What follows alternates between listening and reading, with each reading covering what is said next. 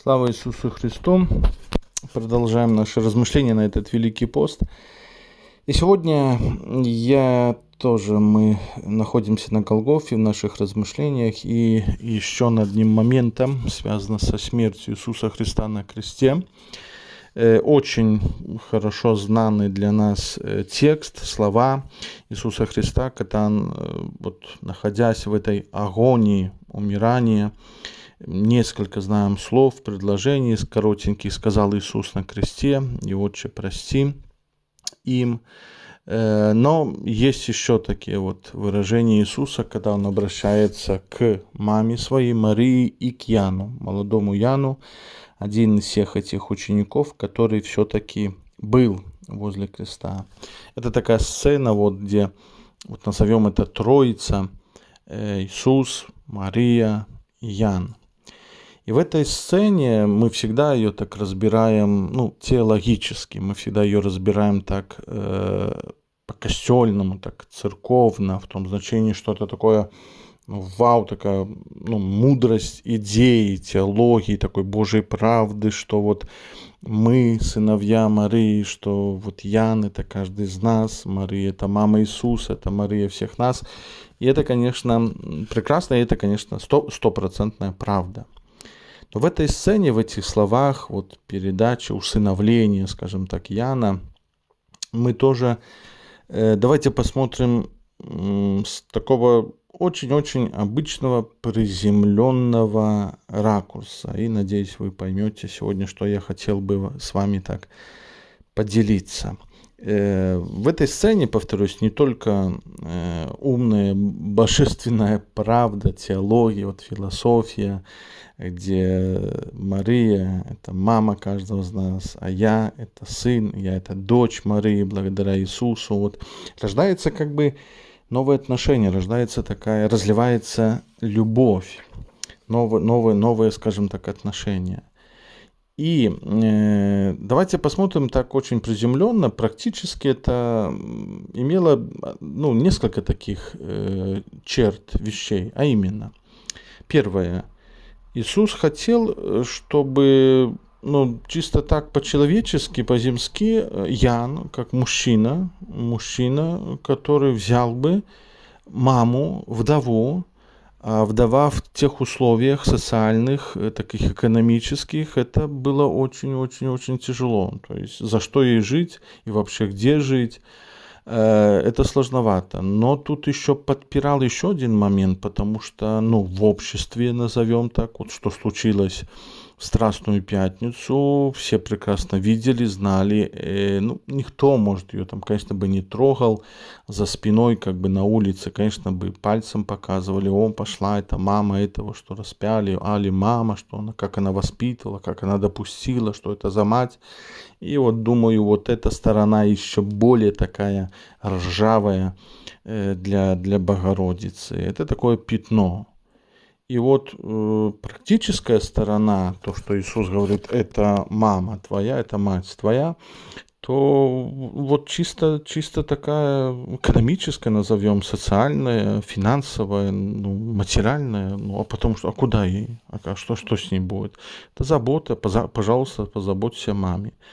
Еще одна есть такая тоже приземленная чисто вещь этой сцены, этих слов, что во время похорон тоже там существовал ряд молитв, ряд таких обрядов, и одной из такой форм, жирных форм, это надо было, когда умирает кто-то в семье, то мужчина, родственник какой-то там выбирается, он близкий родственник, там брат, не брат, двоюродный и так далее, он должен прочитать некую молитву. Эта молитва, и после этой молитвы уже несется человека там на кладбище и хоронится. И это тоже было поводле права, тоже такая серьезная вещь, потому что если не прочитать это, как мы боимся, что люди скажут, то а как люди будут говорить, как прошли так похороны, некрасиво, некультурно, неэтично, неправильно. Это тоже такая приземленная сторона этой сцены. О чем я сегодня хочу сказать? Повторюсь, это не только сцена такой умной, правильной, божественной, теологии, философии, идеи.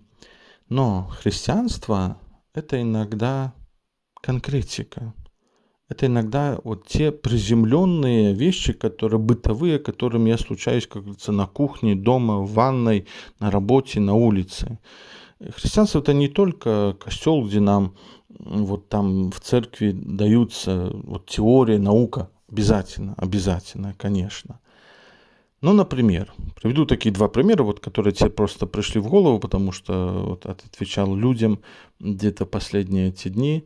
Много таки задают вопросы, особенно один из первых. Что делать, вот, например, когда в Великом Посте, там день рождения, там у мамы, у папы, у брата, у дяди, юбилей, там 50 лет, 45 там, лет, 70 лет, ну какая-то конкретная такая действительно земская дата. Ну и вот всегда в Великом Посте. Например, мое день рождения тоже всегда в Великом Посте, и те же самые юбилеи были, и, надеюсь, будут.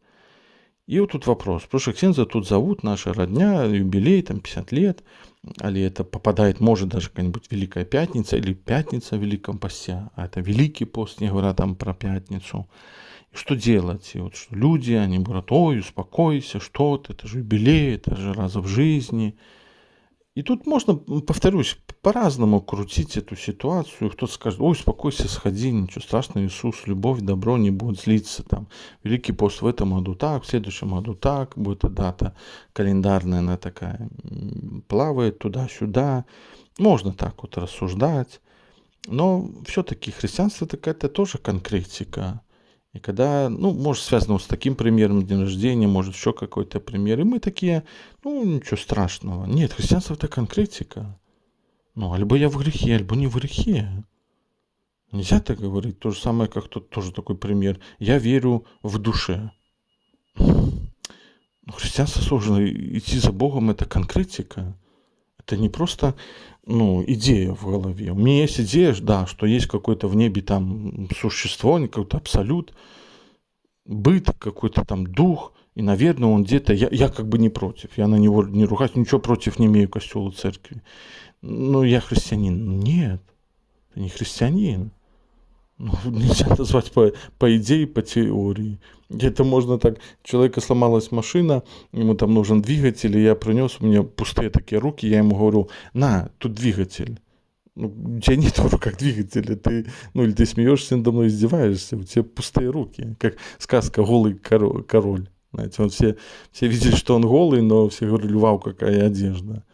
Ну, так вот иногда такое христианство. Но должно быть конкретика. Но если это грех, то грех. Если это пятница, то пятница. Если это аборт, то это аборт. А не что-то тут прикручиваешь, что-то выдумывать. Если в воскресенье ты работаешь, ведешь бизнес, ты ведешь бизнес. А говоришь, что ну нет, это немножко не так, ну нет, ну тут так. Ну это конкретика. Вот здесь, понятно, есть идея великолепная, но есть тоже практические вещи, их нельзя забывать. Ну потому что, ну, можно сказать какой-то вдове: все хорошо, Бог тебя любит, аллилуйя, аллилуйя, аллилуйя. Но ей нужно хлеба купить сегодня вечером. И надо там за квартиру что-то заплатить. Это тоже помощь меня, как брата, как сестры и так далее. Так и здесь. Сегодня задумайтесь, вот, Иисус однажды сказал, так, ну, немножко критиковал так фарисеям, что слушайте их слова, потому что, ну, теорию они какую-то преподают вам правильно, что написано в Торе, в Библии, но поступки у них оторванные. И вот мое христианство, оно тоже такое в теории, или и в теории, или в практике. Вот так, наверное, правильно будет. Эта сцена сегодня, наверное, об этом.